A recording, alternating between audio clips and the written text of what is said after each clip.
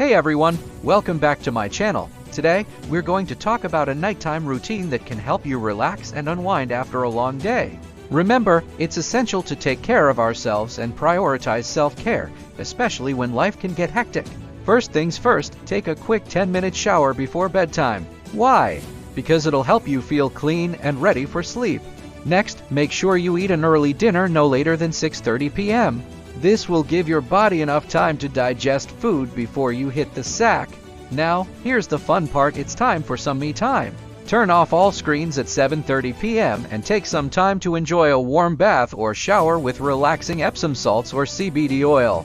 If you prefer, try using our new Calm Scents. They're perfect for helping you unwind. And there you have it, folks. A simple nighttime routine that can help you distress and relax after a long day. Give it a try and let us know how it works for you in the comments below. Thank you so much for watching. Don't forget to like, subscribe, and follow us for more great content like this. Until next time, take care of yourselves and stay calm.